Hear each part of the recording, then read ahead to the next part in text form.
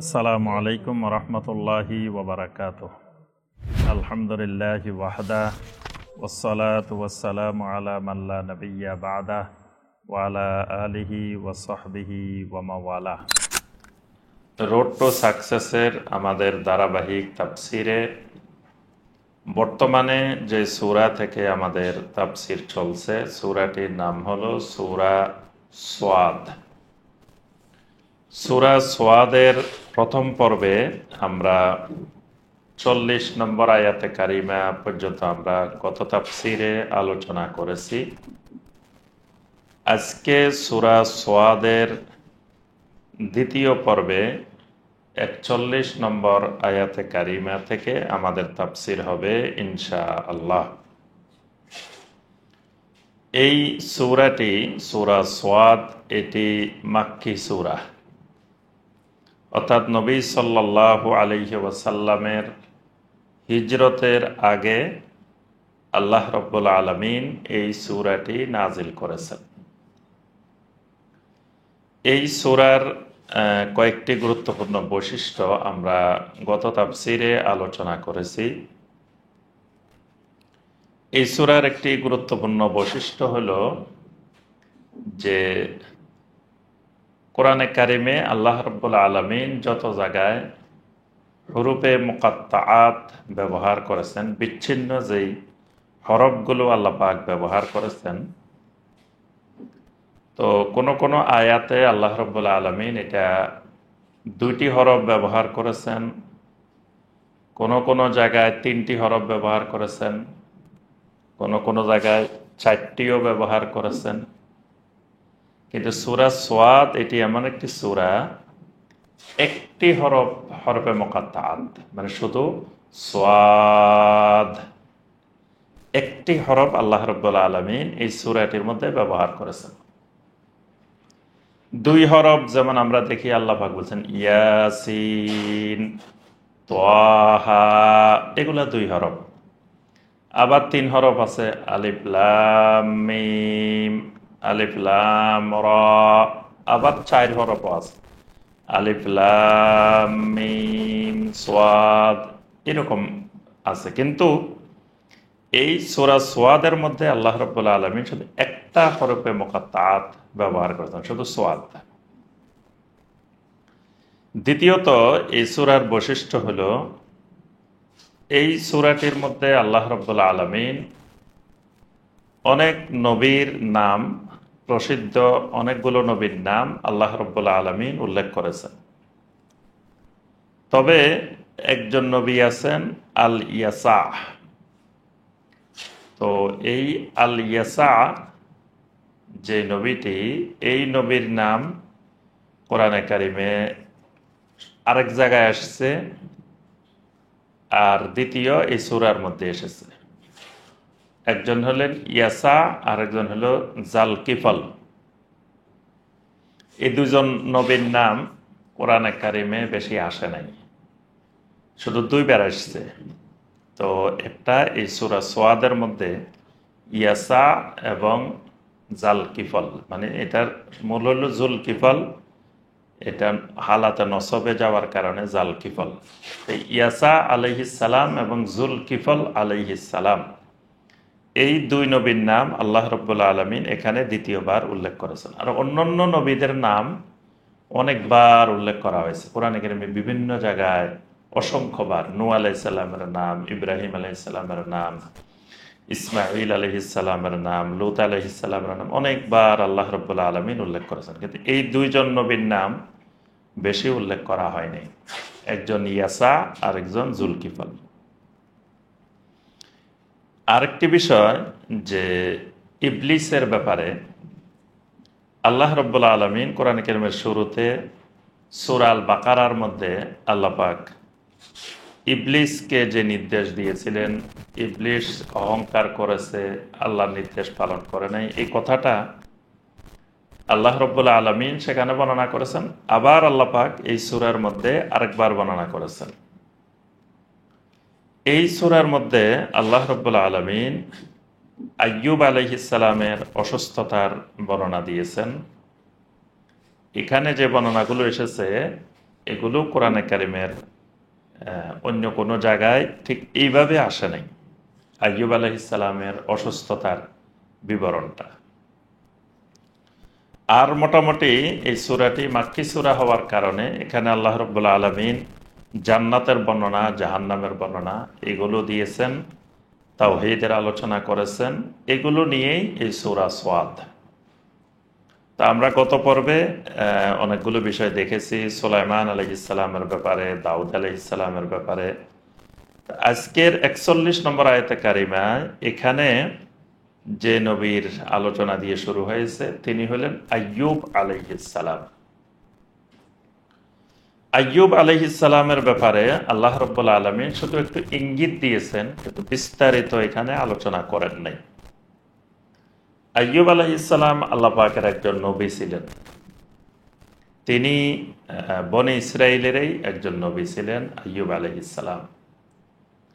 আল্লাহ রাব্বুল আলামিন তাকে কোনো একটি চর্মরোগ দিয়ে আল্লাহ পাক তাকে পরীক্ষা করেছিলেন, এবং তিনি এই পরীক্ষায় কৃতকার্য হয়েছেন। তিনি এই পরীক্ষায় ধৈর্য হারা হন নাই, সবর ধরেছেন। তিনি আল্লাহ সুবহানাহু ওয়া তাআলার কাছে দোয়া করেছিলেন, রাব্বি আন্নী মাসসানিয়াদ দুররু ওয়া আনতা আরহামুর রাহিমিন। তো এখানে সে আইয়ুব আলাইহিসসালামের ব্যাপারে আল্লাহ পাক বলেন আইয়ুব আলাইহিস সালাম কিভাবে দোয়া করছিলেন। এরপরে তিনি দীর্ঘদিন এই পরীক্ষায় নিপতিত হয়ে যখন সবর করলেন, পরীক্ষায় পাশ করলেন, আল্লাহ পাক একদিন বললেন যে তুমি পা দিয়ে এখানে আঘাত করো। একটা জায়গায় আইয়ুব আলাইহিস সালাম পা দিয়ে আঘাত করলেন। আঘাত করার পরে সেখান থেকে একটা নহর বের হইল। ওই নহরের পানিগুলো ঠান্ডা পানি। আল্লাহ সুবহানাহু ওয়া তাআলা বললেন যে এই পানিটাই তোমার জন্য ওষুধ, এই পানি দিয়ে তুমি গোসল করো। গোসল করার পরেই আল্লাহ রাব্বুল আলামিন তার ওই চর্মরোগ ভালো করে দিয়েছেন। সুবহানাল্লাহ। আচ্ছা, এরপরে তার এই চর্মরোগের কারণে তার আহাল, তার সাথে আরো যারা ছিল সবাই তার থেকে দূরে সরে গেছে। যখন তিনি সুস্থ হইলেন আবার সবাই ফিরে আসলো। এখন তিনি অসুস্থ থাকা অবস্থায় একটা কসম করেছিলেন যে কাউকে না কাউকে, তিনি কাকে আল্লাহ পাক এটা নির্দিষ্ট করে বলেন নাই, তিনি যে কোনো একজনকে মারার কসম করেছিলেন। মানে তিনি বেত দিয়ে বা লাঠি দিয়ে প্রহার করবেন, মারবেন, এটা কসম করছিলেন। এখন যখন আল্লাহ সুবহানাহু ওয়া তাআলা ভালো করে দিয়েছেন, সব ফিরে এসেছে, তা আল্লাহ পাক বললেন তাহলে একজন আল্লাহর নবী হিসাবে ওই কসম যেন ভঙ্গ না হয়। তা এখন কেমনে মারবেন? আল্লাহ সুবহানাহু ওয়া তাআলা একটা সুন্দর সিস্টেম শিখাই দিলেন। যে কয়টা বেত্রাঘাত দিবেন বলছেন, ধরেন 50টা বা 100টা বেত্রাঘাত দিবেন উনি কসম করছেন। তা আল্লাহ রাব্বুল আলামিন বলে দিলেন যে ওই কয়টা চিকন চিকন মানে ঝাড়ুর শলা একত্রিত করে বেঁধে নেওয়া জন্য, বেঁধে তাকে এটা দিয়ে প্রহার করতে বলছে। মানে 50টা যদি একসাথে বাঁধতে, এক বাড়ি দিলে 50টা হয়ে যাবে। এইভাবে তার কসমটাও আল্লাহ রাব্বুল আলামিন পূর্ণ করে দিলেন। এবং নবী সাল্লাল্লাহু আলাইহি ওয়াসাল্লাম আইয়ুব আলাইহিস সালামের এই মাসআলা অনুসরণ করেছেন। এক বৃদ্ধ ব্যক্তি জানা করছে, এখন তাকে জানার যে শাস্তি দিলে সে মরে যাবে, মানে তার শাস্তি দেওয়ার মতো অবস্থা তার নাই, তার পরিস্থিতি এরকম জটিল। তো নবী সাল্লাল্লাহু আলাইহি ওয়াসাল্লাম বলছেন যে ওই কয়টা বেত্রাঘাত একসাথে বেঁধে একটা ঝাড়ু দিয়ে তাকে মারার জন্য। এটা ওই আইয়ুব আলাইহিস সালামের এই মাসালা তিনি প্রয়োগ করেছিলেন। তবে এটা নিয়ে ফকিহদের মধ্যে দ্বিমত আছে। কারো কারো মতে বর্তমানে এটি প্রয়োগ করা যাবে কিনা, কারো কারো মতে এটি যাবে না, এটি শুধু আইয়ুব আলাইহিস সালামের জন্য খাস। আবার কারো কারো মতে যেহেতু এটা নবী সাল্লাল্লাহু আলাইহি ওয়াসাল্লাম আমল করেছেন, এই জন্য বিচারক যদি দেখেন যে পরিস্থিতি এরকম জটিল যে তাকে শাস্তি দেওয়ার মতো অবস্থা নাই, তাহলে এই মাসালা প্রয়োগ করা যেতে পারে কোনো কোনো আহলুল আলেমের মতে।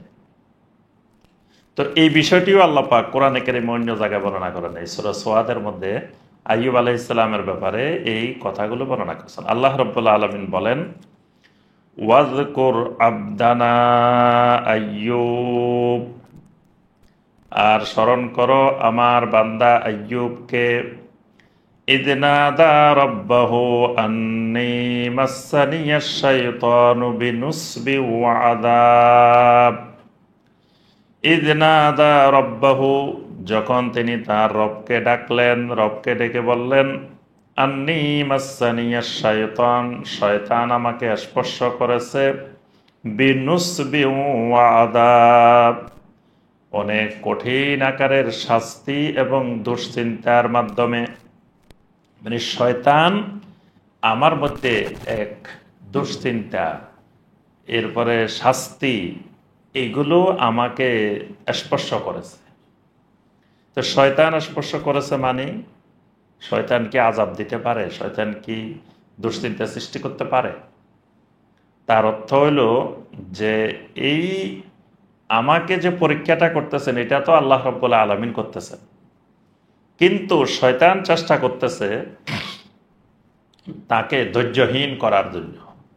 শয়তান তাকে বিভিন্ন ধরনের প্ররোচনা দিচ্ছে যাতে আইয়ুব আলাইহিস সালাম এই আল্লাহর এই পরীক্ষায় কৃতকার্য না হন, যাতে তিনি সবর না ধরেন।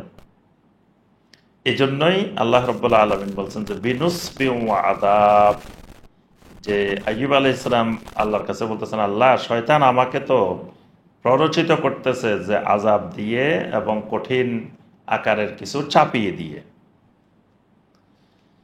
এরপরে আল্লাহ রাব্বুল আলামিন আইয়ুব আলাইহিস সালামকে বললেন, উরকুদ বিরিজলিক, আইয়ুব তোমার পা দিয়ে এটাকে আঘাত করো। উরকুদ বিরিজলিক, তোমার পা দিয়ে সজোরে এখানে আঘাত করো। হাদা মুগতাসালুম বারিদুন ওয়া শারাব, এরপরে ওখান থেকে যে পানিগুলো বের হলো আল্লাহ পাক বলেন হাযা মুগতাসালুন বারিদুন, এগুলো হলো ঠান্ডা গোসলের জন্য। মুগতাসালুম বারিদুন মানে তোমার গোসলের উপযোগী, এগুলো ঠান্ডা, ওয়া শারাবুন এবং এগুলো তোমার জন্য পানি। وَوَهَبْنَا لَهُ أَهْلَهُ وَمِثْلَهُم مَّعَهُمْ رَحْمَةً مِّنَّا وَذِكْرَىٰ لِأُولِي الْأَلْبَابِ। وَوَهَبْنَا لَهُ, আর আমি তাকে দান করলাম, আহলাহু তার আহাল, তার আহালকে তার জন্য দান করলাম। মানে তার আহাল এই অসুস্থতায় তার আহালও তার থেকে দূরে সরে গিয়েছিল, এখন আবার আমি পুনরায় তার আহালকে তার কাছে ফিরিয়ে আনলাম। ওয়া মিসলাহুম মাআহুম, এবং তাদের সঙ্গে তাদের মতো অন্যদেরকেও, মানে আহালের বাহিরে প্রতিবেশী আত্মীয় স্বজন তারাও তাকে রেখে মানে চলে গেছে, তার সাথে কোনো সম্পর্ক নাই, তার ধারে কাছে আসতেছে না। আল্লাহ পাক বললেন তাদেরকেও আমি আইয়ুবের কাছে ফেরত দিলাম। রহমাতাম মিন্না, এটা ছিল আমি আল্লাহর পক্ষ থেকে রহমত স্বরূপ। ওয়া যিকরা লিউলিল আলবাব, আর যারা বিচক্ষণ, যারা জ্ঞানী, ওই মানুষগুলোর জন্য এখানে অনেকগুলো স্মরণীয় শিক্ষণীয় জিনিস। আইয়ুবের সাথে আমি যে কাজটি করেছি, এখানে দুইটা কাজ করেছি। একটা হলো আইয়ুবের জন্য, আইয়ুবের আহালের জন্য আমার পক্ষ থেকে রহমত, আর অন্যান্যদের জন্য কিয়ামত পর্যন্ত এখানে যারা জ্ঞানী, যারা বিচক্ষণ, যারা চিন্তাশীল, এদের জন্য এখানে শিক্ষণীয় উপদেশ রয়েছে। ওয়াখুয বিয়াদিকা দিগসান, ওয়াখুয বিয়াদিকা দিগসান, তোমার হাত দিয়ে এই ঝাড়ুটি গ্রহণ করো। দিগসান মানে ঝাড়ু, তোমার হাত দিয়ে এই ঝাড়ুটা নাও। মানে ওই যে ঝাড়ুর মধ্যে একসাথে অনেকগুলো বেত বাঁধা আছে। ফাদরিব বিহি, এই ঝাড়ু দিয়ে প্রহার করো। ওয়ালা তাহনাস, খবরদার তোমার কসম ভঙ্গ করিও না। তুমি যে কসম করেছিলে সেই কসম ভঙ্গ করিও না। তো এখানে মানে কি পরিমাণ বেদ বা কি পরিমাণ জাড়ুর মধ্যে ছিল এটা আল্লাহ পাক বর্ণনা করেননি। কাকে প্রহার করতে বলতেছেন সেটাও বলেননি। শুধু বলছেন যে তুমি এটা দিয়ে তাকে আঘাত করো, মারো। তবে তোমার শপথ ভঙ্গ করিও না, মানে তোমার কসমের মধ্যে যে কয়টা বেত্রাঘাতের কথা ছিল ওই কয়টাই, এর বেশিও না কমও না। ইন্না ওয়াজাদনাহু সাবিরান, আর আমি তো তাকে পেয়েছি ধৈর্যশীল হিসাবে, সবের হিসাবে। সুবহানাল্লাহ। মানে আমি আইয়ুবকে যত পরীক্ষা করেছি এই সকল পরীক্ষার মধ্যে তাকে সবের, ধৈর্যশীল হিসাবে পেয়েছি। নি'মাল আবদু, আমার এই বান্দা কতই না উত্তম বান্দা। সুবহানাল্লাহ। নি'মাল আবদ, কতই না উত্তম বান্দা তিনি। ইন্নাহু আওয়াব, তিনি হলেন আমার আওয়াবিন বান্দাদের অন্তর্ভুক্ত। আওয়াবিন বান্দা কারা? যারা পরিপূর্ণরূপে আল্লাহর দিকে ফিরে আসে তারা হলেন আওয়াব। আল্লাহ পাক বলেন আওয়াবের বহুবচন আওয়াবিন। এই জন্য আমরা যে সলাতুল আওয়াবিন বলি, এটা আওয়াবিন বান্দাদের সলাত। মানে আওয়াবিন কোনো নামাজের নাম না, তবে ওই সলাদ গুলো আওয়াবিন বান্দাদের সলাত। যেমন তাহাজ্জুদের সলাত, এটা আওয়াবিন বান্দাদের সলাত। ইশরাকের সলাত, সলাতুদ দুহা, এগুলো আওয়াবিন বান্দাদের সলাত। তারপরে নফল সলাত, এগুলা আওয়াবিন বান্দাদের সলাত। তো এখানে আল্লাহ রাব্বুল আলামিন আইয়ুব আলাইহিস সালামকে বলছেন ইন্নাহু আওয়াব, আইয়ুব বলেন আমার দিকে প্রত্যাবর্তনশীল একান্ত অনুগত বান্দা। ওয়াজকুর ইবাদানা ইব্রাহিম ওয়া ইসহাক ওয়া ইয়াকুব, তিনজন একসাথে বলছেন, দাদা, নাতি, বাবা। ইব্রাহিম আলাইহিস সালামের ছেলে হলেন ইসহাক আলাইহিস সালাম, ইসহাক আলাইহিস সালামের ছেলে হলেন ইয়াকুব আলাইহিস সালাম। ইব্রাহিম আলাইহিস সালামেই এমন একজন নবী যার 4 প্রজন্ম নবী। ইব্রাহিম আলাইহিস সালাম নবী, তার 2 সন্তান ইসহাক এবং ইসমাইল আলাইহিস সালাম তারাও নবী। তার নাতি ইয়াকুব আলাইহিস সালাম তিনিও নবী। ইয়াকুব আলাইহিস সালামের ছেলে ইউসুফ আলাইহিস সালাম তিনিও নবী। 4 প্রজন্ম একসাথে নবী। আর সাহাবায়ে কেরামের মধ্যে আবু বকর as-সিদ্দিক রাদিয়াল্লাহু তাআলা আনহু, তার 4 প্রজন্ম একসাথে সাহাবী। মানে ইব্রাহিম আলাইহিস সালামের সাথে তার মিল আছে। এজন্য আল্লাহ রাসূল সাল্লাল্লাহু আলাইহি ওয়াসাল্লাম বলেন লাউ কুনতু মুত্তাখিদান খালিলান লাত্তাখাযতু আবা বকর খালিলা, আমি যদি জমিনে কাউকে খলিল হিসাবে গ্রহণ করতাম তবে আবু বকরকেই আমার খলিল হিসাবে গ্রহণ করতাম। সুবহানাল্লাহ। আবু বকর রাদিয়াল্লাহু তাআলা আনহুর আব্বা আম্মা এরাও সাহাবী। আবু বকর রাদিয়াল্লাহু তাআলা আনহু স্বামী স্ত্রী তারাও সাহাবী। তার ছেলে মেয়েরা আব্দুর রহমান রাদিয়াল্লাহু তাআলা আনহু, আয়েশা রাদিয়াল্লাহু তাআলা আনহা, তারপরে আসমা রাদিয়াল্লাহু তাআলা আনহা, এরাও সাহাবী, তার ছেলে মেয়েরা। তার নাতিরও সাহাবী। তার নাতি হলো আব্দুল্লাহ বিন জুবায়ের, উরওয়া ইবনে জুবায়ের, এরাও সাহাবী। তাহলে আবু বকরেরও 4 প্রজন্ম সাহাবী। এখানে আল্লাহ পাক ইব্রাহিমের সাথে 3 জনের উল্লেখ করছেন একসাথে, এই জন্য আবদানা না বলে আবদানার বহু বচন বলছেন এবাদানা। ওয়াজকুর ইবাদানা ইব্রাহিম ওয়া ইসহাক ওয়া ইয়াকুব, আর আমার বান্দা ইব্রাহিম, ইসহাক এবং ইয়াকুবের ব্যাপারে স্মরণ করো। উলিল আইদি ওয়াল আবসার, যারা ছিলেন খুবই শক্তিশালী। উলিল আইদি, খুবই শক্তিশালী ছিলেন। ওয়াল আবসার, খুবই বিচক্ষণ দৃষ্টি সম্পন্ন ছিলেন। ইন্না আখলাসনাহুম বিখালিসাতিন যিকরাদ্দার। ইন্না আখলাসনাহুম, আমি তাদেরকে খালেস করে নিয়েছিলাম, বিখালিসাতিন, একেবারে খালেস ভাবে, সুনির্দিষ্ট ভাবে তাদেরকে আমি খালেস করে নিয়েছিলাম, মানে আমার জন্য তাদেরকে একনিষ্ঠ বানিয়ে দিয়েছিলাম। সুবহানাল্লাহ। ইব্রাহিম, ইসহাক, ইয়াকুব, এদেরকে, এরা ছিলেন মুখলাসিন বান্দা, মানে আল্লাহর পক্ষ থেকে একেবারে নির্দিষ্ট করা, খালেস করা।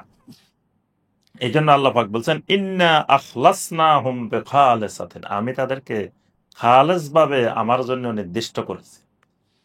যিকরাদ্দার, আর তারা ছিলেন আখেরাতের একটা স্মরণ, আখেরাতের একটা স্মারক।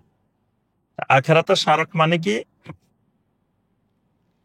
এটা খুবই গুরুত্বপূর্ণ। যিকরাদ্দার নবীওয়ালা বৈশিষ্ট্য, আম্বিয়া আলাইহিমুস সালামের বৈশিষ্ট্য, তাদেরকে দেখলে আখেরাতের কথা স্মরণ হইত।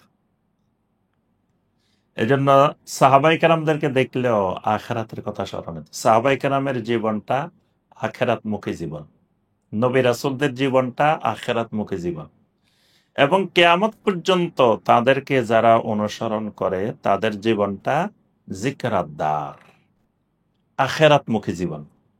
এদেরকে দেখলে, মানুষগুলোকে দেখলে মানুষ আখেরাতের কথা স্মরণ হবে।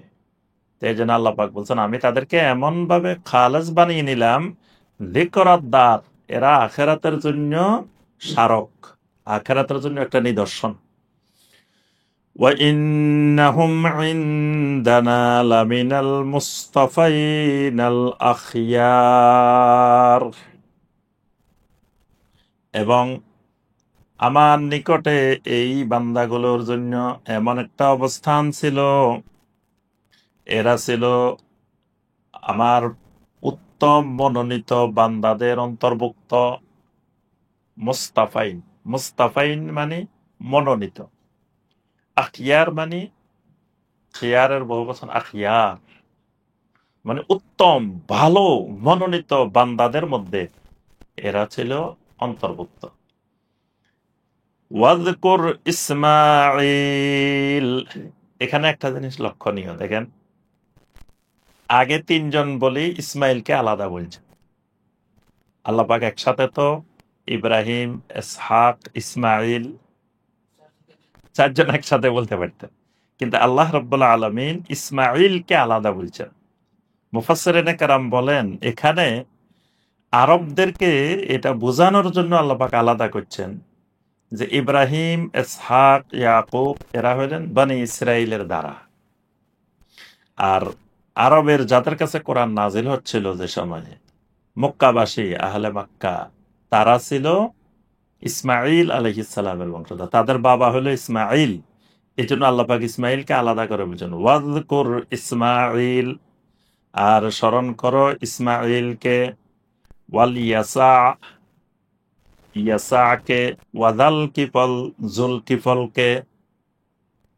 একটু আগে আমরা বলছি যে এখানে আল্লাহ রাব্বুল আলামিন দুইজন নবীর নাম কোরআনে আরেক জায়গায় বলছেন আর এখানে বলছেন। একজন হলেন ইয়াসা, আর একজন জুল কিফল। মুফাসসিরিনে কেরাম বলেন তারা দুইজনেই বানি ইসরাইলের নবী ছিলেন, ইয়াসা এবং জুলকিফল। এবং ইয়াসা আলাইহিস সালামের সাথে ইলিয়াস আলাইহিস সালামের দেখা হয়। তো তাহলে বোঝা যায় ইলিয়াস আলাইহিস সালাম এবং ইয়াসা এরা একই যুগের। এবং ইয়াসা আলাইহিস সালাম তিনি কোন কোন মুফাসসিরিনে কেরাম বলেন জর্দান নদীর তীরে তিনি নবী হিসাবে এসেছিলেন, অর্থাৎ জর্দানের ওই অঞ্চলের কোন এক জনপদে ইয়াসা আলাইহিস সালামকে আল্লাহ পাক নবী বানিয়ে পাঠিয়েছিলেন। আর জুলকিফল তিনিও শামের কোন একটা অঞ্চলে নবী হিসাবে আল্লাহর পক্ষ থেকে এসেছিলেন। এরপর আল্লাহ পাক বলেন ওয়াকুল্লুম মিনাল আখিয়ার, এতক্ষণ পর্যন্ত তোমাদের কাছে যত নবীর বর্ণনা দেওয়া হয়েছে এর মাধ্যমে আল্লাহ পাক নবীদের বর্ণনা শেষ করছেন, আর কোন নবীর নাম বর্ণনা করেন নাই। তো সর্বশেষ আল্লাহ পাক বলছেন ওয়া কুল্লুম মিনাল আখিয়ার। এতক্ষণ পর্যন্ত যতজন নবীর কথা বলা হয়েছে এরা প্রত্যেকেই ছিলেন মিনাল আখিয়ার, আমার উত্তম বান্দাদের, ভালো বান্দাদের, কল্যাণকামী বান্দাদের অন্তর্ভুক্ত। সুবহানাল্লাহ। হাযা যিকরুন, এই হলো একটা জিকির। অর্থাৎ এখানে আল্লাহ পাক কোরআনকে বলছেন হাদা যিকরুন, এই কোরআন হলো একটা জিকির। কোরআন হলো একটা উপদেশ। জিকির মানে উপদেশ, জিকির মানে স্মরণ। এই কোরআন তেলাওয়াত করলে, কোরআন বুঝলে এটার থেকে উপদেশ পাওয়া যাবে, এটার থেকে আল্লাহর স্মরণ হবে, আখিরাতের স্মরণ হবে। এই জন্য আল্লাহ পাক বলছেন হাদা যিকরুন, এটা একটা জিকির। ওয়া ইন্না লিল মুত্তাকিনা লাহুসনা মাআব। এবার আল্লাহ পাক দুই শ্রেণীর মানুষের বর্ণনা দিয়েছে যে আখেরাতে মানুষ দুইটা ভাগে ভাগ হয়ে যাবে। প্রথম যে শ্রেণীটা আল্লাহ পাক বর্ণনা দিয়েছেন এরা হলো মুত্তাকিন। দ্বিতীয় যে শ্রেণীটা বর্ণনা দিয়েছেন এরা হলো তাগীন। একটা হলো মুত্তাকিন আর একটা হলো তাগীন। মুত্তাকিন হলো যাদের ভিতরে তাকওয়া আছে। তাগীন হলো যারা সীমা লঙ্ঘনকারী, যারা তাগুত, যারা সীমা লঙ্ঘন করে। তো আল্লাহ পাক বলেন ওয়া ইন্না লিল মুত্তাকিনা লাহুসনা মাআব, অবশ্যই মুত্তাকিনদের জন্য রয়েছে অনেক সুন্দর পরিণাম, অনেক সুন্দর আবাস। লাহুসনা মাআব, কতই না সুন্দর, কতই না উত্তম বাসস্থান মুত্তাকিনদের জন্য।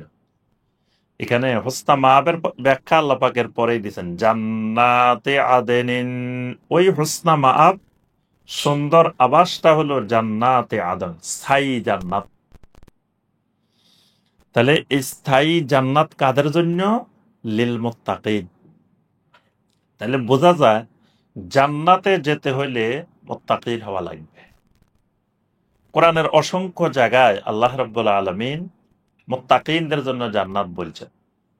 ওয়াসারিউ ইলা মাগফিরাতিম মির রাব্বিকুম ওয়া জান্নাতিন আরদুহাস সামাওয়াতু ওয়াল আরদ উইদ্দাত লিল মুত্তাকিন। আল্লাহ পাক বলেন তোমরা ওয়াসারিউ ইলা মাগফিরাতিম মির রাব্বিকুম, তোমাদের রবের মাগফিরাত, তোমাদের রবের ক্ষমার দিকে দ্রুত গতিতে এগিয়ে আসো। আর ওয়া জান্নাতিন আরদুহাস সামাওয়াতু ওয়াল আরদ, ওই জান্নাতের দিকে এগিয়ে আসো যে জান্নাতের প্রস্থ হলো আসমান আর জমিনের সমান। এরপর আল্লাহ পাক বলেন উইদ্দাত লিল মুত্তাকিন, এই জান্নাতটা বানানো হয়েছে, তৈরি করা হয়েছে লিল মুত্তাকিন, মুত্তাকিনদের জন্য। সুবহানাল্লাহ। তাহলে এখানেও আল্লাহ পাক বলছেন ওয়া ইন্না লিল মুত্তাকিনা লাহুসনা মাআব, জান্নাতি আদেনিন, মুত্তাকিনদের জন্য আছে জান্নাতে আদন। এই জন্য নবী সাল্লাল্লাহু আলাইহি সাল্লামের কাছে কেউ যদি এসে বলতো ইয়া রাসূলুল্লাহ সাল্লাল্লাহু আলাইহি ওয়াসাল্লাম আমাদেরকে একটু ওসিয়ত করেন, আমাদেরকে একটু ওসিয়ত করেন, তখন নবী সাল্লাল্লাহু আলাইহি সাল্লাম প্রথম যে ওসিয়তটা করতেন উসিকুম বিতাকওয়াল্লাহ, আমি তোমাদেরকে ওসিয়ত করতেছি আল্লাহর তাকওয়ার। নবী সাল্লাল্লাহু আলাইহি ওয়াসাল্লাম যখন কোনো খুতবা দিতেন, খুতবার শুরুতে 4টি আয়াতে কারিমা তেলাওয়াত করতেন। প্রথম আয়াতটা সূরা আলে ইমরানের 102 নম্বর আয়াত। এখানে আল্লাহ রাব্বুল আলামিন তাকওয়ার কথা বলছেন, ইয়া আইয়ুহাল্লাযীনা আমানুত্তাকুল্লাহ হাক্কা তুকাতিহ। এই আয়াতটা তেলাওয়াত করে প্রথম তাকওয়ার আয়াত তেলাওয়াত করতেন। এরপরে সূরা নিসার 1 নম্বর আয়াত, ইয়া আইয়ুহান নাসুত্তাকু রাব্বাকুমুল্লাযী খালাকাকুম মিন নাফসিন ওয়াহিদা। এরপরে সূরা আল আহজাবের ৭০ এবং ৭১ নম্বর আয়াত। এখানে নবী সাল্লাল্লাহু আলাইহি ওয়াসাল্লাম ওই আয়াতটা তেলাওয়াত করতেন, ইয়া আইয়ুহাল্লাযীনা আমানুত্তাকুল্লাহ ওয়া কুলু কাওলান সাদীদা। তো ইয়া আইয়ুহাল্লাযীনা আমানুত্তাকুল্লাহ, তাকওয়ার আয়াত। অর্থাৎ নবী সাল্লাল্লাহু আলাইহি ওয়াসাল্লাম যে কোনো খুতবা, যে কোনো আলোচনা, যে কোনো নসিহতের শুরুতেই তাকওয়ার আয়াতগুলো তেলাওয়াত করতেন। কারণ ঈমানদারের সবচেয়ে বড় সম্পদ তাকওয়া। কারণ জান্নাত পেতে হলে তাকওয়া লাগবে, তাকওয়া ছাড়া জান্নাত পাওয়া যাবে না। এরপর আল্লাহ রাব্বুল আলামিন বলেন, মুফাত্তাহাতাল লাহুমুল আবওয়াব। মুত্তাকিনদের জন্য যে জান্নাত, মুফাত্তাহাতাল লাহুমুল আবওয়াব, এই মুত্তাকিনদের জন্য জান্নাতের দরজাগুলো খোলা থাকবে। মুফাত্তাহা, এগুলো খুলে দেওয়া হবে।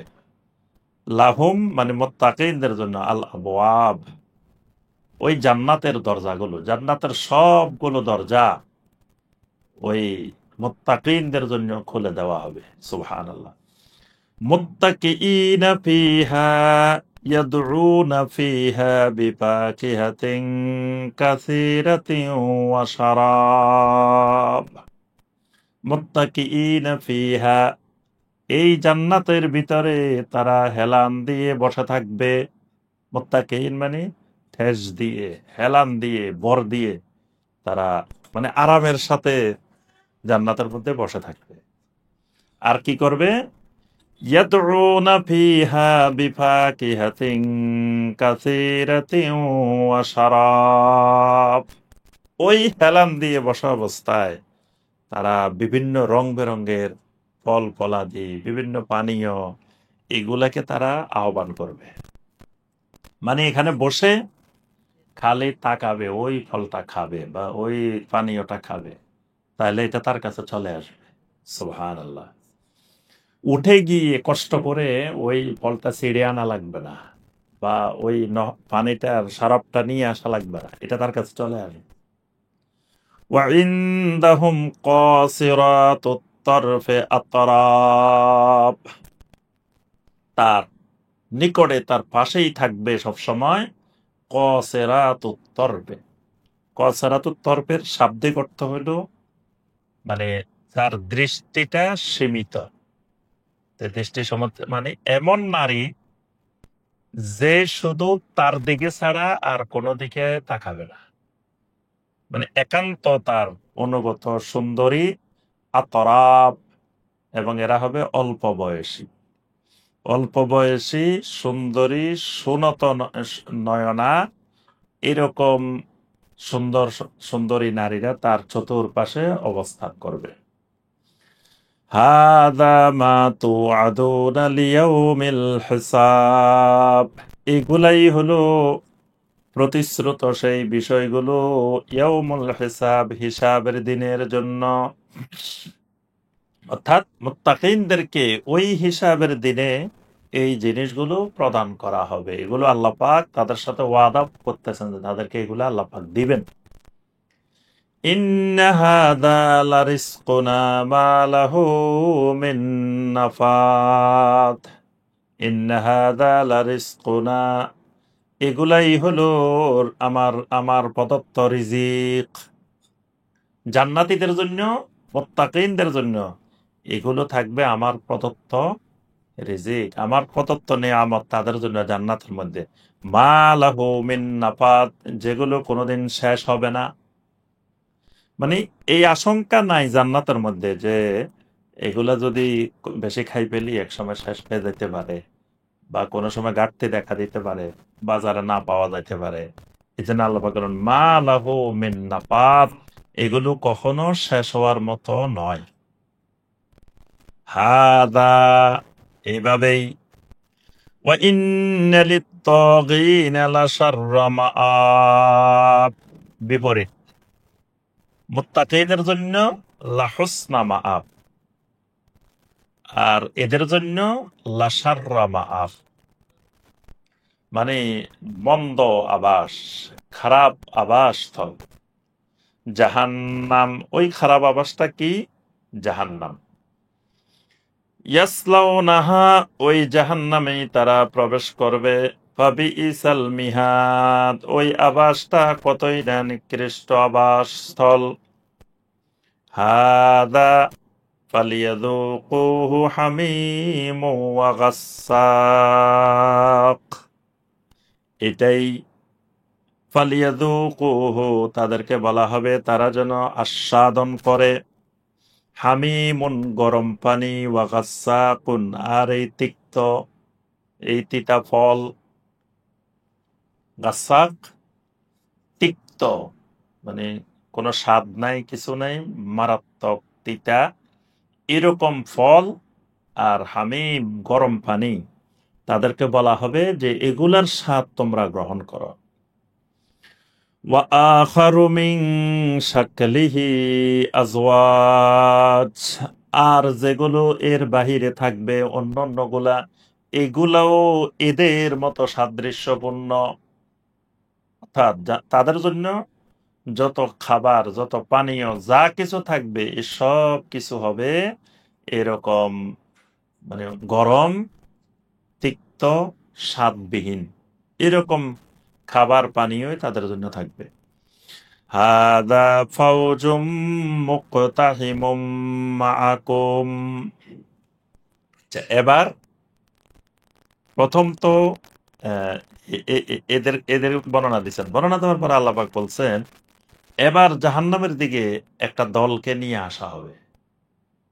তো যে দলটাকে নিয়ে আসা হবে, এই দলটা হবে নেতা, মানে এদেরকে অনুসরণ করেই এরা গোমরা হয়েছে, মানে এদেরকে অনুসরণ করে এরা কুফরি করছে, এদেরকে অনুসরণ করেই এরা শিরিক করছে। তো এখন ওদেরকে যখন জাহান্নামের দিকে আনা হবে, হাদা ফাওজুম মুকতাহিমুম মাআকুম, এই যে দলটি, যেই দলটিকে তোমাদের সাথে মিলিত করা হবে, মানে কিছুক্ষণের মধ্যে একটা দল, ওই নেতাদের দল নিয়ে আসা হবে জাহান্নামের দিকে। লা মারহাবাম বিহিম, দুনিয়াতে তো নেতারা আসতে লাগলে শুভেচ্ছা, স্বাগতম, অমুকের আগমন, তারপরে লাল গোলাপ শুভেচ্ছা, কত কিছু দিছে। এখন আজকে বলবে লা মারহাবাম বিহিম, তাদের জন্য আজকে কোনো অভিবাদন নাই, কোনো স্বাগত নাই। নেতারা আসতে লাগলে যেরকম স্বাগত দিত, তাকবীর দিত, কত কিছু করতে, আজকে লা মারহাবাম বিহিম, কোন ধরনের স্বাগত তাদের জন্য নাই। ইন্নাহুম সালুন নার, কারণ এরাও তো একইভাবে ওই জাহান্নামের মধ্যে প্রবেশ করবে।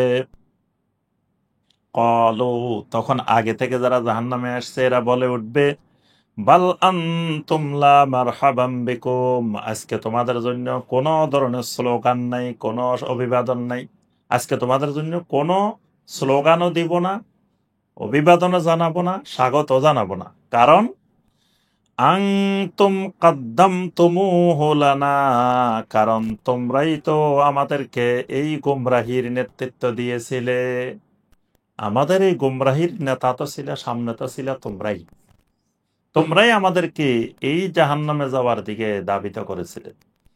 ফাবিইসাল কারার, এটা কতই না একটা নিকৃষ্ট আবাসস্থল। এরপরে তারা আল্লাহর কাছে বলবে, ক্বালু রব্বানা মান কদ্দামা লানা হাদা ফাজিদহু আযাবান দিফান ফিন্নার। এই জাহান্নামীরা বলে উঠবে, রব্বানা, আয় রব্বুল আলামিন, মান কদ্দামা লানা হাযা, আমাদেরকে এই কুফরের দিকে নেওয়ার ব্যাপারে যে মানুষগুলো আগে ছিল, সামনে ছিল, নেতৃত্ব দিয়েছে, ফাজিদহু আযাবান দিফান ফিন্নার, তাদেরকে এই জাহান্নামের মধ্যে দ্বিগুণ শাস্তি আপনি বাড়াই দেন। আমাদেরকে যে শাস্তি দিবেন তাদেরকেও ওই শাস্তি দিলে হবে না, তাদেরকে ফাজিদহু, তাদের শাস্তি বাড়াই দেন। কিরকম বাড়াইবেন? দিফান, দ্বিগুণ করে দেন, অনেক গুণ বাড়াই দেন, ফিন্নার, ওই জাহান্নামের মধ্যে। কারণ এরা আমাদেরকে জাহান্নামের দিকে নেওয়ার পথে গোমরাহির দিকে নেতৃত্ব দিয়েছে। ওয়াকালু মা লানা লা নারা রিজালান, কুন্না নাউদ্দুহুম মিনাল আশরার। এবার দুই গ্রুপ একত্রিত হয়েছে, না তারাও আসছে, তাদেরকে যারা অনুসরণ করেছে তারাও আসছে, এসে আবার দোনো গ্রুপ মিলে বলা শুরু করবে। ওয়াকালু, তারা বলতে থাকবে, মা লানা, কি ব্যাপার, কি হইল রে, লা নারা রেজালান, ওই মানুষগুলাকে তো দেখতেছি না। লা নারা রেজালান, কি ওই মানুষগুলাকে দেখি না কেন জাহান্নামের মধ্যে? কুন্না নাউদ্দুহুম মিনাল আশরার, যাদেরকে আমরা খারাপ মানুষ মনে করতাম, মানে দুনিয়াতে ইমানদারদেরকে, সালেহিন বান্দাদেরকে, মুখলেসিন বান্দাদেরকে আমরা তো বলতাম যে এরা খারাপ মানুষ, এরা সমাজের নিকৃষ্ট মানুষ। তো ওই খারাপ মানুষগুলোকে তো আজকে জাহান্নামের মধ্যে দেখতেছি না। ওই মানুষগুলা কই?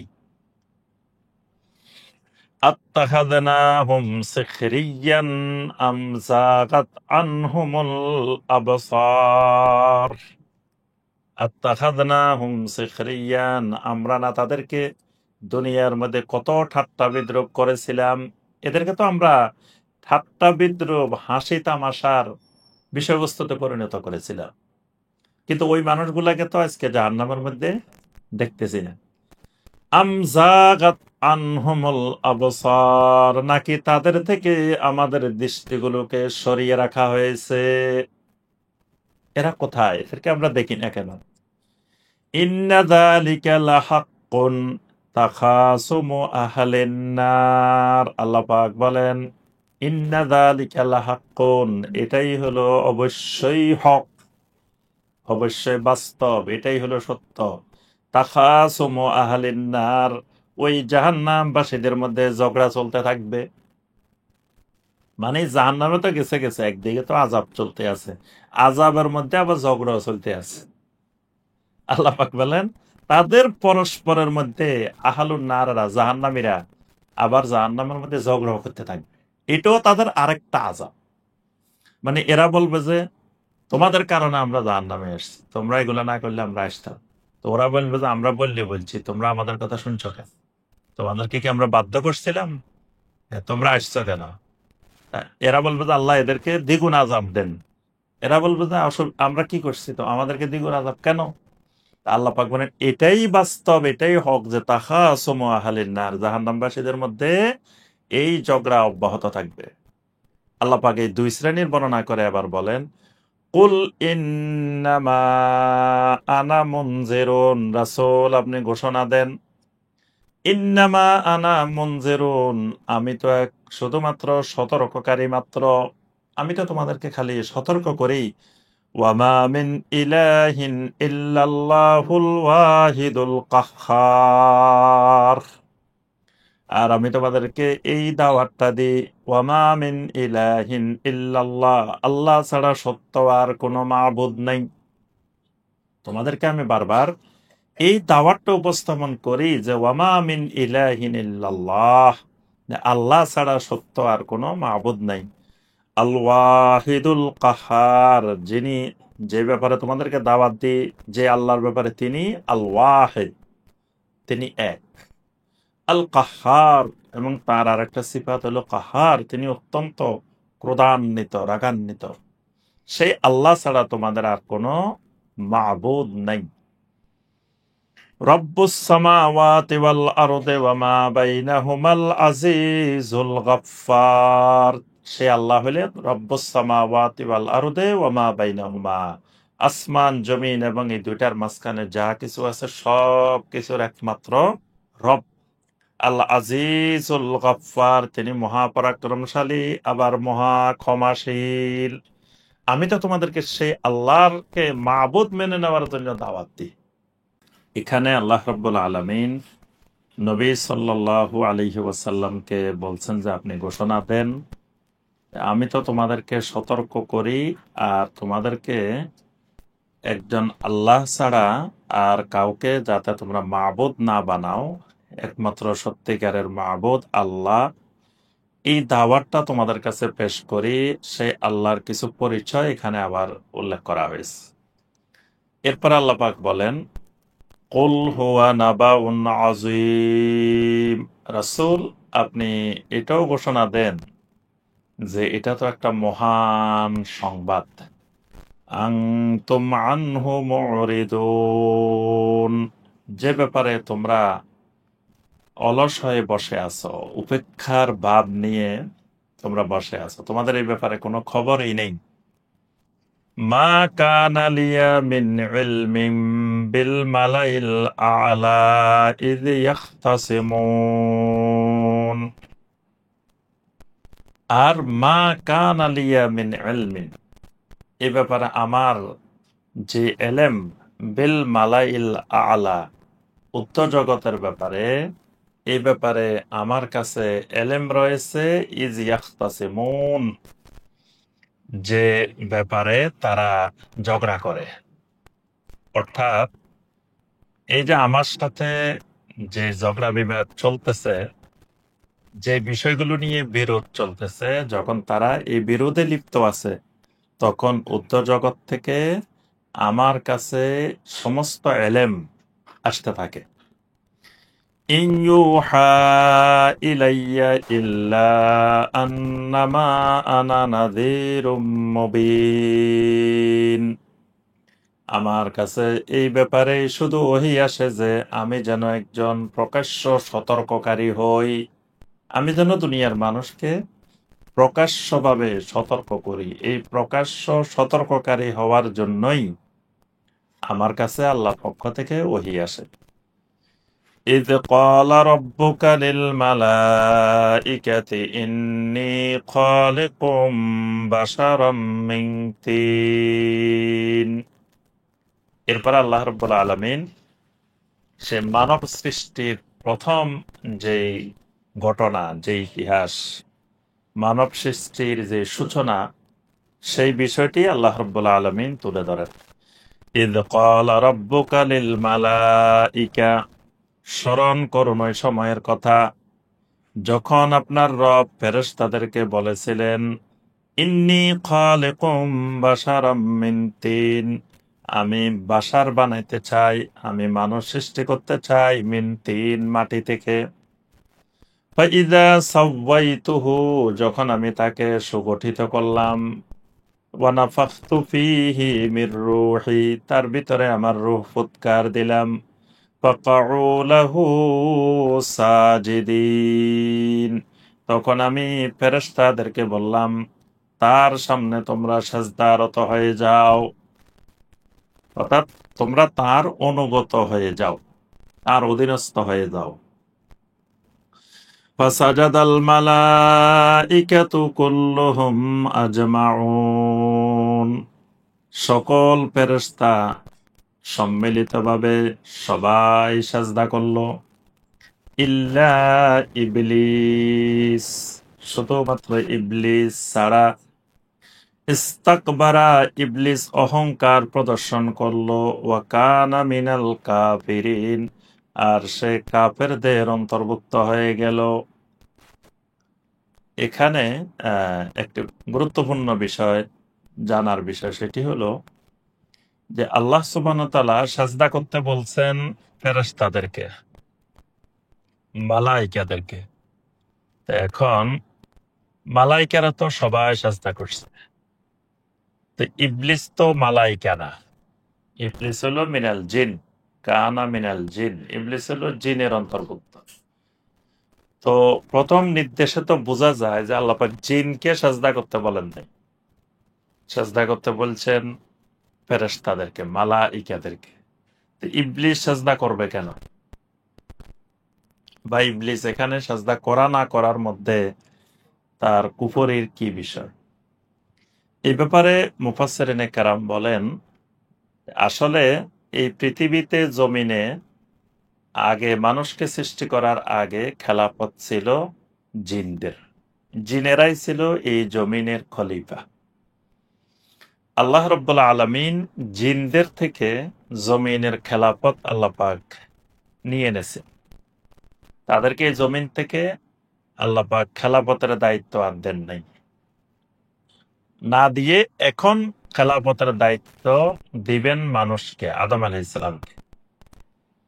তো এখন মাঝখানে খেলাফত নেওয়ার পরে আবার আদম আলাইহিসসালামের নতুন খেলাফত, এই যে মাঝখানের যে সময়টা, এই সময়টা খেলাফত কার কাছে? তো এই সময়টা মূলত জিনেরা ফেরেশতাদের অধীনে। মানে ওই সময়ের ভিতরে ফেরেশতাদেরকে যা নির্দেশ দেওয়া হবে সেই নির্দেশ জিনেরাও মানতে বাধ্য।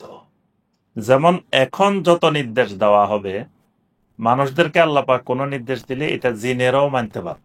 এই কোরআন যত জায়গায় আল্লাহ পাক বলছেন ইয়া ইউহান নাস, ইয়া ইউহাল ইনসান, হে মানুষেরা। মানুষেরা মানে শুধু এটা মানুষেরা মানবে তা না, জিনদের উপরও মানা ফরজ। তো এই কারণে তখন ফেরেশতাদেরকে নির্দেশ দেওয়া মানে জিনদেরকেও নির্দেশ দেওয়া। তখন তো আছেই দুইটা মাখলুক, ফেরেশতা আর জিন। তো ফেরেশতাদেরকে সাজদা করতে বলা মানে জিনদেরকেও সাজদা করতে বলা হয়েছে। তো জিনেরাও সবাই সাজদা করছে, কিন্তু ইবলিস সাজদা করে নাই। কেন করে নাই ইবলিস, সেটাও আল্লাহ পাক ব্যাখ্যা করছেন। ক্বালা ইয়া ইবলিস মা মানাআকা আন তাসজুদা লিমা খালাকতু বিয়াদাইয়া।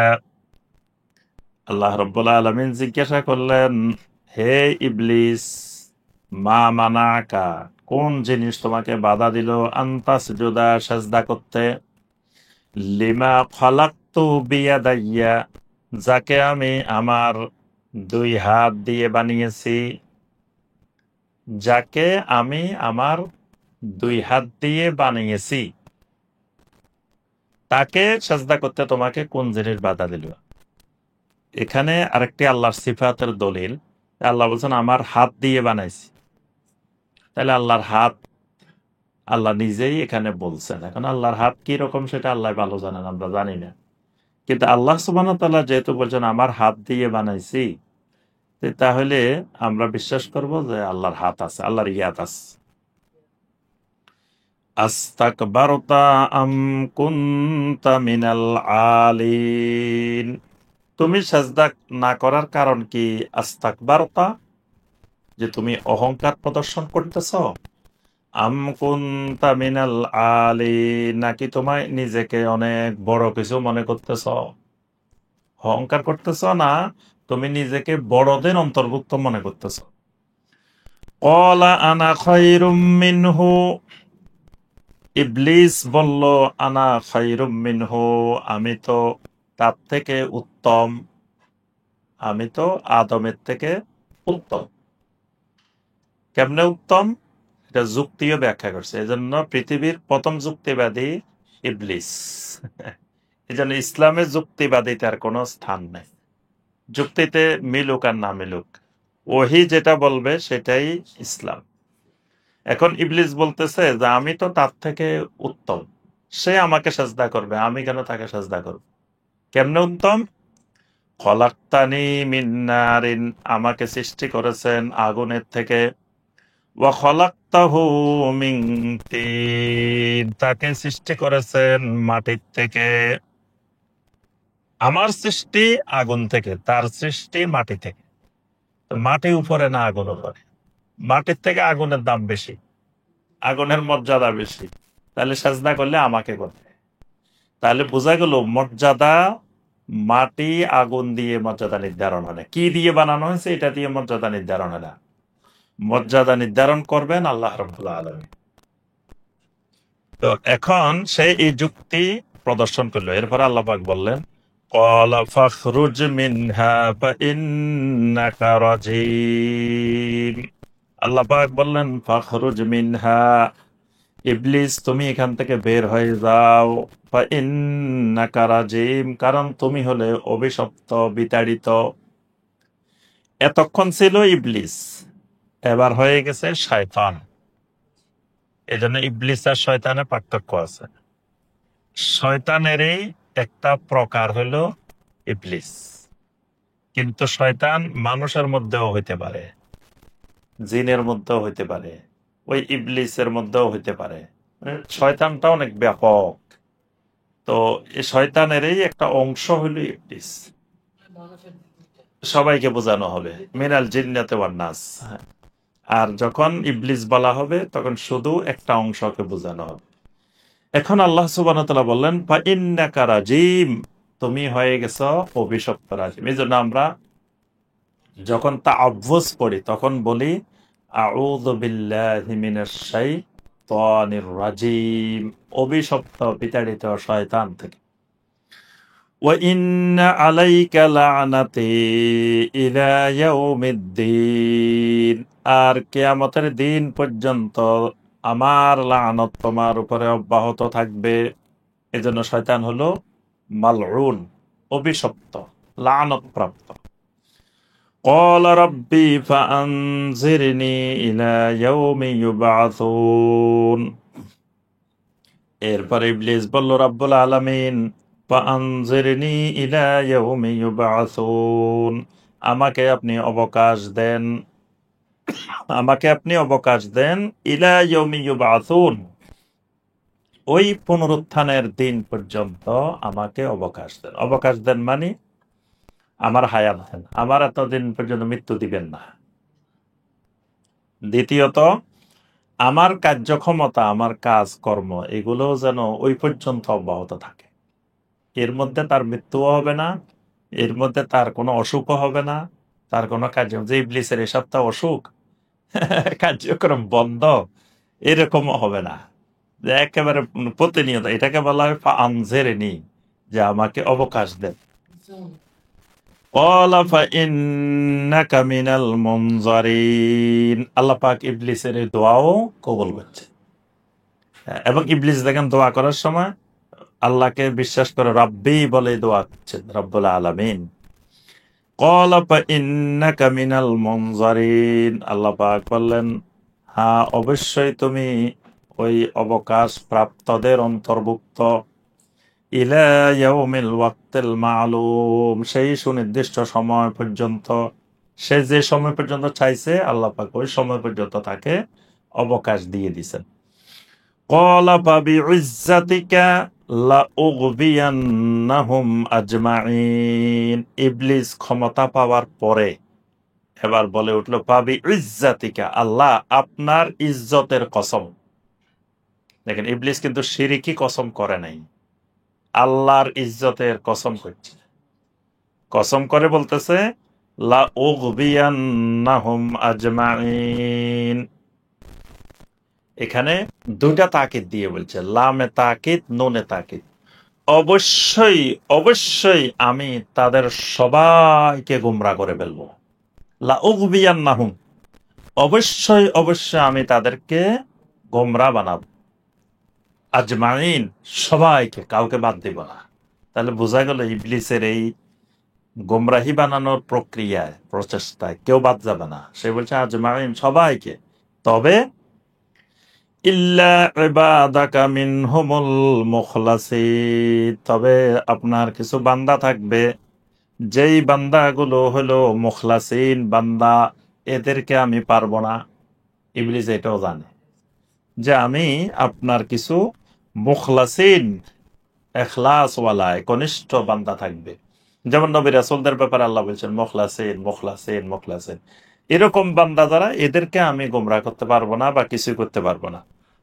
ক্বালা ফাল হাক্কু ওয়াল হাক্কা আকুল, আল্লাহ পাক বললেন ফাল হাক্কু, হ্যাঁ ঠিক আছে এটাই হক, ওয়াল হাক্কা আকুল, আর আমি হকই বলে থাকি।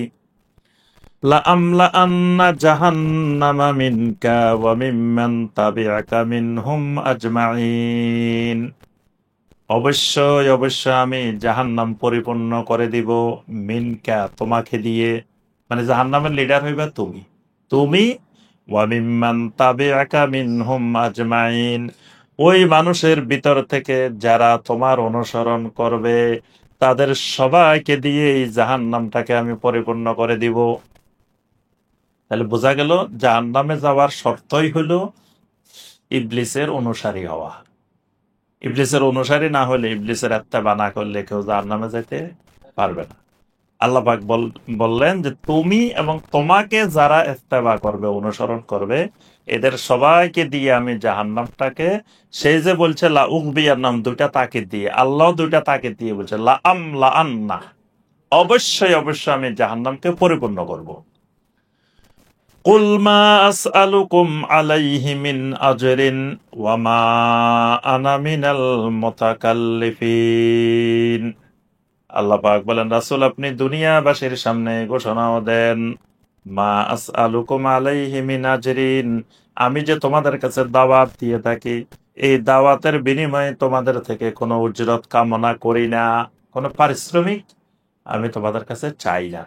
ওয়ামা আনা মিনাল মুতাকাল্লিফিন, আবার আমি এমনও নই যে আমি বল প্রয়োগকারী, ক্ষমতা প্রয়োগকারী, অথবা আমি অলস মানে আমি কার্যক্ষম, এরকমও না। মানে আমি আমার কাজ অব্যাহত রাখবো এবং আমি শক্তি সামর্থ্য দিয়ে কাজ করব। আমি শক্তি সামর্থ্যহীন এরকমও না, বা তোমাদের উপরে কোনো কিছু চাপিয়ে দিব এরকমও না। ইন হুয়া ইল্লা যিকরুল লিল আলামিন, এটা তো ওই আল্লাহ রাব্বুল আলামিনের পক্ষ থেকে জিকির, সমগ্র বিশ্ববাসীর জন্য। এই যে কোরআন আমি তোমাদেরকে শোনাই, এটা একটা জিকির। কার জন্য? লিল আলামিন, সমগ্র বিশ্ববাসীর জন্য। ওয়ালা তা'লামুন্না নাবাহু বা'দা হিন, কিছুক্ষণ পরেই সঠিক সংবাদ অবশ্যই অবশ্যই জানবে। মানে তোমরা সঠিক সংবাদটা অবশ্যই অবশ্যই জানতে পারবে বা'দাহীন, কিছুক্ষণ পরেই, মানে মৃত্যুর সাথে সাথেই, যখনই মালাকুল মাউত এসে যাবে তখনই তোমরা আসলে সঠিক খবরটা জানতে পারবে। তাহলে এটা জানার জন্য বেশিক্ষণ অপেক্ষা করা লাগবে না, অল্প কিছুক্ষণ পরেই এটা তোমরা জানতে পারবে। আল্লাহ রাব্বুল আলামিন আমাদের সবাইকে কোরআনে কারিমের এই আয়াতগুলোর আলোকে আমল করার তৌফিক দান করুন। আল্লাহ রাব্বুল আলামিন আমাদের সবাইকে কোরআনে কারিমের সাথে সম্পর্ক বৃদ্ধি করার তৌফিক দান করুন। আমিন ইয়া রাব্বাল আলামিন। আমাদের সূরা সাদ এখানেই শেষ। আগামী তাফসীর থেকে সূরা আজ-জুমার, জুমার থেকে তাফসীর হবে ইনশাআল্লাহ। আমাদের কাছে দুইটা প্রশ্ন এসেছে, এই দুইটা প্রশ্নের উত্তর দিয়ে আমরা শেষ করব ইনশাআল্লাহ। প্রথমে একজন জানতে চেয়েছেন, আমি এক জায়গায় ক্লাস করি, সেখানে উস্তাদ এখন শুধু সাহাবাদের সমালোচনা করে, যেমন ওমর রাদিয়াল্লাহু তাআলা আনহু, আবু বকর রাদিয়াল্লাহু তাআলা আনহু, আয়েশা রাদিয়াল্লাহু তাআলা আনহা, এরকম শীর্ষস্থানীয় সাহাবা আছেন, তাদের নামে কোরআনের আয়াত দেখিয়ে বলেন এটা এই সাহাবীদের উদ্দেশ্য করে আল্লাহ বলছেন, এনাদের থেকে জ্ঞান অর্জনের হুকুম কি। এক সময় গ্রামার পড়াইতেন, এখন ওই পড়ার ফাঁকে ফাঁকে বিভিন্ন কিছু আলোচনা করেন। জি, প্রথম কথা, সাহাবাই কেরামের সমালোচনা করা এটা কুফরি। সাহাবাই কেরামকে ভালোবাসা, সাহাবাই কেরামের মহব্বত করা, এটা ইমানুন ওয়া দীনুন। সাহাবাই কেরামের মহব্বত ইমান, সাহাবাই কেরামের মহব্বত দিন। ওয়া বুগদুহুম কুফরুন ওয়া তুগয়ানুন, সাহাবায়ে কেরামের প্রতি বিদ্বেষ পোষণ করা এটা হলো কুফরি, এটা হলো তুগয়ান, সীমালঙ্ঘন। তো যে সাহাবীদের নাম বলছেন, আবু বকর, ওমর, আয়েশা, এরা তো হলো সাহাবায়ে কেরামদের মধ্যে প্রথম সারির সাহাবী।